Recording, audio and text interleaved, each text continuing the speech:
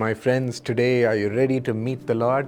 मेरे दोस्तों, क्या आज आप तैयार हैं कि प्रभु से मुलाकात करें? He is here ready to speak to you. वो यहाँ पर है कि आपसे बातें करें। He is alive through His word. वो अपने वचन के द्वारा जीवित हैं। He speaks to us through Psalm 126:5. वो वचन संहिता 126 वचन 5 के द्वारा हमसे बातें करते हैं। The Bible says, "Those who sow with tears will reap with shouts of joy." जब बाइबल कहती है, जो आंसू बहाते हुए बोते हैं वे जय जयकार करते हुए लवने पाएंगे। God is close to those who cry to Him.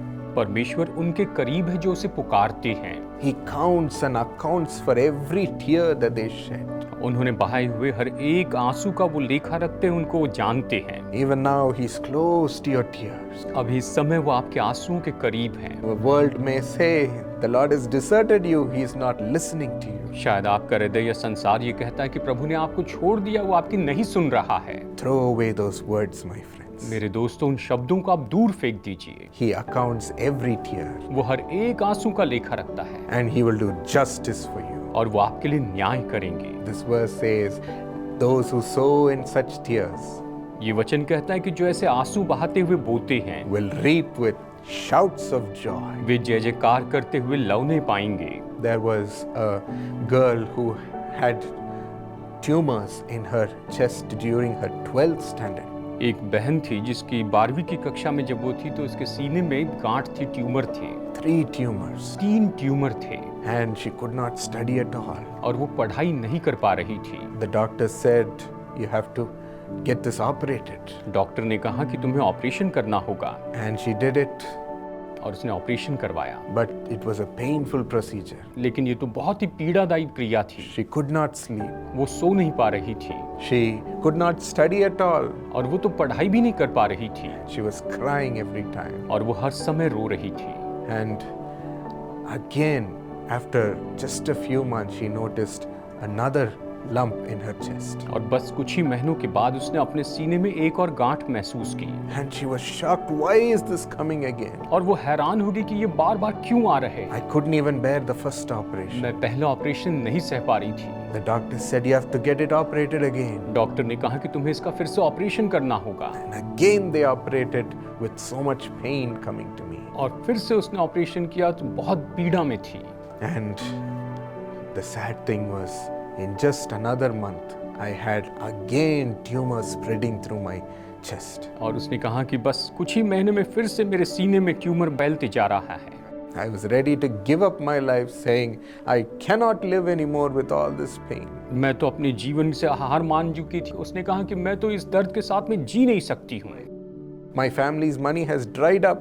मेरे परिवार का जो पैसा है वो तो पूरी तरह से चला गया है। The doctor said, "Now you have 17 tumors. We don't know why this is coming." और डॉक्टर ने कहा कि अब तुम्हारे अंदर 17 ट्यूमर हैं, हम नहीं जानते कि ये क्यों आ रहे हैं। She lost all her hope. वो अपनी सारी आशा खो बैठी। But she heard through somebody that we as a family were coming to the Ranchi prayer tower. लेकिन किसी के द्वारा उसने सुना कि हम परिवार के रूप में रांची के प्रेयर टावर में आ रहे हैं। And she met me and God prayed. और उसने मेरे से मुलाकात की और मैंने उनके लिए प्रार्थना की। She said that when I prayed, the power of God filled her. उसने कहा कि जब मैंने प्रार्थना की तो परमेश्वर की सामर्थ ने उसे भर दिया। And when she came back and checked with the doctors, और जब उसने वापस आकर डॉक्टर के द्वारा जांचा, there was no trace of all the 17 tumors. उसके अंदर पूरे के पूरे 17 ट्यूमर बिल्कुल चले गए थे, कुछ भी उसका चिन्ह नहीं था। All the pain had gone. सारा दर्द चला गया। No need for operation. Operation की कोई जरूरत नहीं पड़ी। And she said, "Till today I am free." और उसने कहा कि आज तक मैं स्वतंत्र हो चुकी हूँ। It has not come back. अब तक वो वापस नहीं आया है। The Lord has touched me. प्रभु ने मुझे छू लिया। He will touch you right now वो आपको अभी इस समय छू लेंगे and turn your tears into shouts of joy. और आपके आंसुओं को आनंद के जय जयकार में बदल देंगे। She said, "In that same place my mother was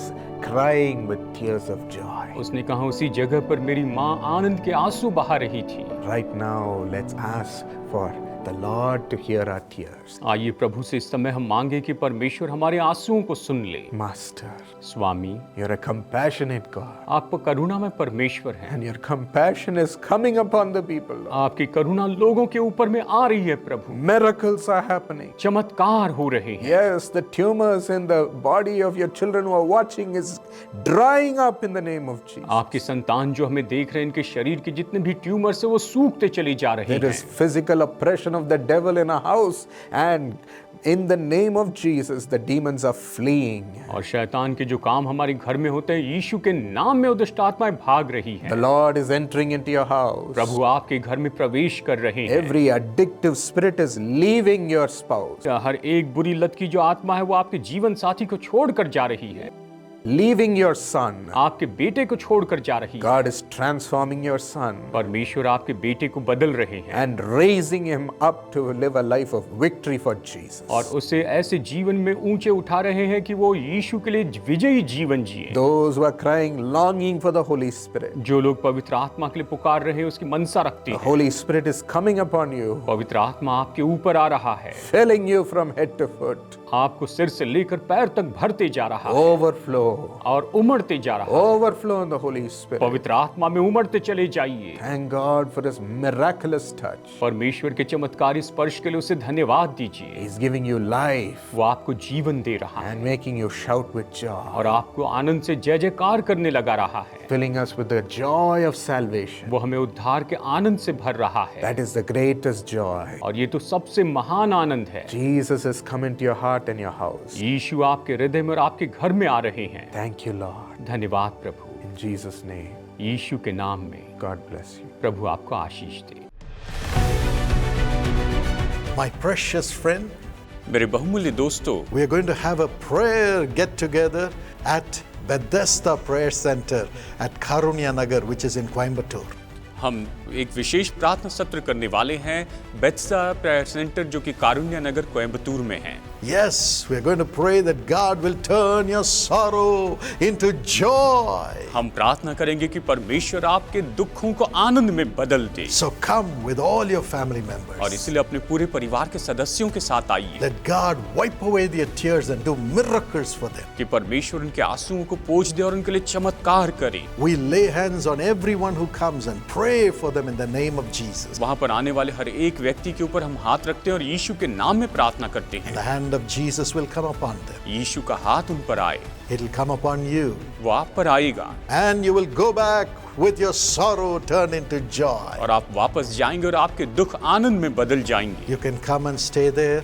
आप आकर वहाँ पर रह सकते हैं। Food facilities are available. भोजन की व्यवस्था वहाँ पर उपलब्ध है। Transport facilities are available from the city of Coimbatore. Coimbatore शहर से यातायात के साधन भी उपलब्ध है। Just come. बस आइए, Call the number on the screen and they'll give you all the information. Screen के नंबर पर फोन कीजिए और वो आपको सारी जानकारी देंगे। डॉक्टर पॉल दिनकरन और इनका परिवार व्यक्तिगत रीति से आपको न्योता देते हैं कि बेथेस्दा ब्लेसिंग मीटिंग कारुण्य नगर कोयम्बतूर में आएं। तारीख है रविवार 7 जुलाई, समय है दोपहर 2 बजे। अधिक जानकारी के लिए हमसे संपर्क कर सकते हैं 9487846601 पर तुरंत संपर्क कीजिए।